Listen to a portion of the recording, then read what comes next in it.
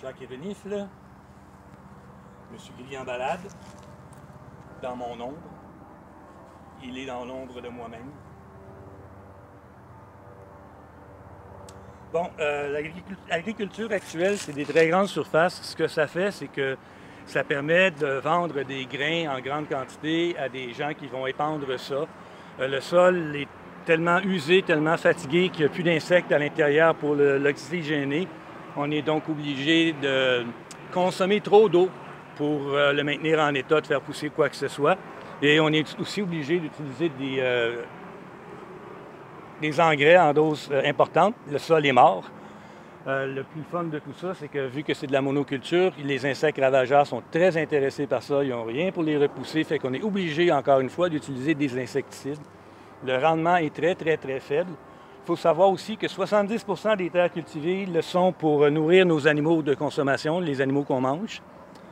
Des milliards de bêtes par année, ils passent dans nos assiettes. Et une bonne part aussi c'est environ 70 % de l'agriculture qui sert à nourrir du bétail.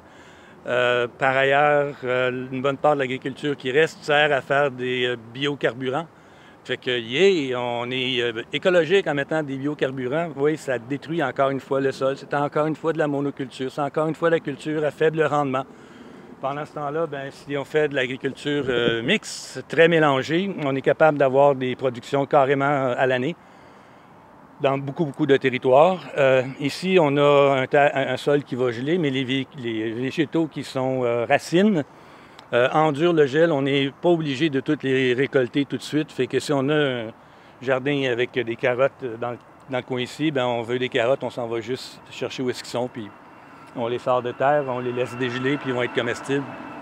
Et c'est pas un gros problème. Il y a des cultivateurs qui font ça de même. Fait qu'on pourrait avoir de l'agriculture de grande proximité, très décorative en plus de ça.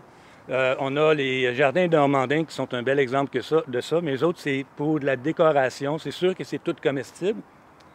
C'est des belles couleurs, ça fait des beaux parterres. Alors, on pourrait remplacer du non comestible par de la grande beauté, de la grande couleur, de la grande diversité. C'est beaucoup moins dense que quand c'est de la culture. Vous irez regarder demain le documentaire à quel point c'est dense quand ils font de l'agriculture locale à grande proximité. La quantité de nourriture qui sort de ça, c'est des tonnes. C'est incroyable pour un petit territoire de rien. Il y a des villes qui font ça, oui, j'ai commencé à dire ça. Il y a beaucoup de municipalités qui ont décidé que l'agriculture de grande proximité, c'était absolument nécessaire parce que de toute façon, le sol, quand c'est de la pelouse, ne retient pas l'eau, tandis que quand c'est du comestible qui est planté là, les systèmes racinaires sont plus profonds et puis là, l'eau est retenue par le fait que le sol soit raboteux, étant donné qu'il a été manipulé beaucoup plus. Le sol boit beaucoup plus l'eau aussi à cause des végétations qui sont dedans. Le petit gazon comme ça, là, ça fait juste faire ruisseler. Fait qu'ils éliminent une bonne part des problèmes liés aux eaux de pluie qui arrivent massivement. Étant donné, à part de ça, que les cultures sont en hauteur, souvent, la déshydratation du sol est beaucoup moindre, vu que la capacité de retenir l'eau du sol, ça s'appelle les eaux vertes, vu que cette capacité-là de retenir l'eau est beaucoup plus grande, on a beaucoup moins besoin d'arroser, éventuellement pas du tout, même si c'est carrément une période de sécheresse. Il y a des gens qui utilisent aussi des collecteurs d'eau, mettent des gouttières le long des maisons, et puis ces eaux-là s'en vont dans des réservoirs. Et les réservoirs sont utilisés pour arroser ensuite. Puis, si c'est bien fait, la collection des eaux de pluie comme ça fait en sorte qu'on a de l'eau à l'année.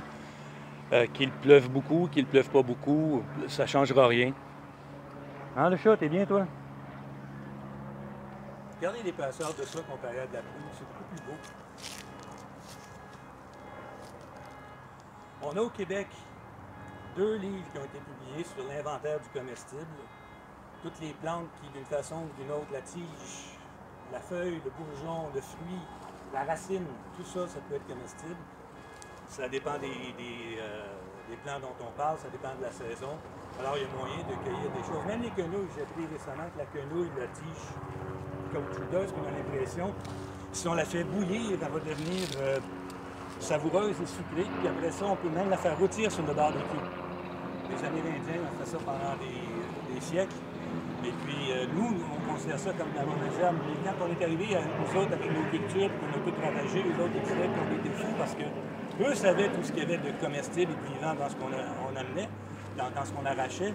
Puis nous, on faisait planter des patates dans des rangs où il fallait aller travailler le sol. Les autres n'ont jamais travaillé le sol vraiment, là.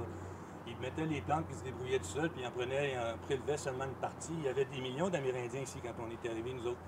Puis avec nos maladies qu'on transportait avec nos animaux, en quelques années, c'est une personne sur 10 qui a survécu à peu près à l'arrivée de l'homme blanc monothéiste dans le territoire des Amériques. Et on a ravagé partout parce qu'eux autres, ils voyageaient, faisaient du commerce entre eux d'ailleurs. Il ne faut pas croire qu'on est les seuls à avoir été intelligents et à avoir inventé le commerce, là. Les autres en faisaient du commerce. On avait des vêtements d'Amérique du Sud qui se retrouvaient jusque dans le nord ici. OK. Tant pis. Bon, on va mettre fin à celle-là. On va en partir un autre. Je pense que j'arrive à mon 6 minutes. C'est assez long. John P. Bobo, Gmail, Hotmail, signing off.